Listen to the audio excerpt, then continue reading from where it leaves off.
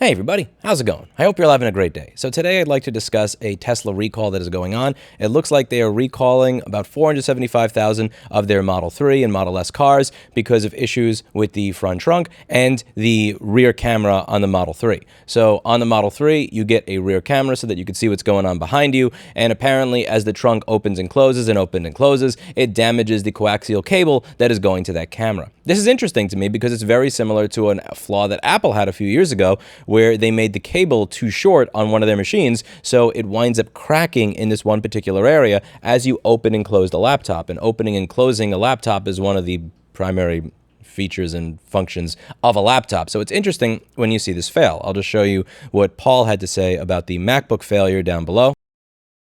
See that this cable here is just all torn. There's a sharp break in it right there. The cable is too short for the machine. This is the image cable. See, the image cable still has a nice round look to it. It's still even mushy in.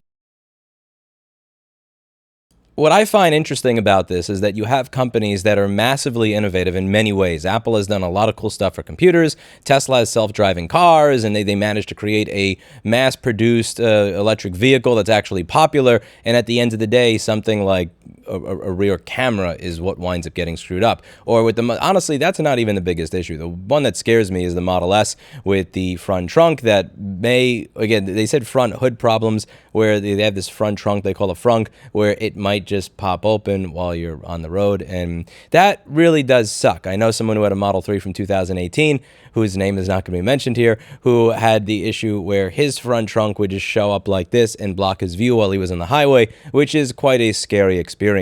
It's really interesting to me how, they get all these crazy new innovative features right, and then something like make the rear camera work wrong. And the thing that's important here, I know what you may be thinking is, screw the rear camera, look out your rear window like a normal person. If you're used to a car from the 80s, like I remember, my dad had an Oldsmobile from the 80s, you could just did this and you could actually see out your rear window. Now, as cars try to look more sleek and more aerodynamic, in many modern cars, it's very easy to look out your rear window and really not see anything but the sky. It's considerably different than looking out the back window of a car from the 80s. It's really, if you don't have that camera, it's very, very, very difficult to actually see everything that's behind you because cars, and they have this slope to them nowadays to make them more aerodynamic. The rear window it's just not the same. Like, I think that since they know that they have the camera, they realize we don't really have to care as much about you having perfect visibility out of your rear window when you just do this.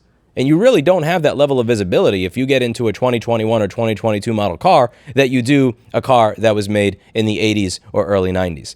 Let me know what you think down below. I find it really interesting that the more we advance on really, really cool futuristic technology, the more it seems we seem to screw up on the real absolute basics. Again, a laptop that can open and close. In 2017, Apple manages to mess that up. In 2020, a rear hood camera, just being able to see what's going on behind you in the car, is something that manages to get screwed up. And I'm also very curious with this recall how something like this is going to be handled. Tesla's service centers in many areas of the country are notoriously far behind when it comes to being able to get a date for something. There are many stories of people having issues where they wind up waiting 6 weeks, 12 weeks, 18 weeks to fix things that you would think are basic. So I really do wonder if this is going to be one of those things where they say, listen, we'll fix it for you. It'll be free when we get around to it. And if, a lot of people wind up just opting out of actually getting it done because they don't want to wait forever for them to actually get the service. You may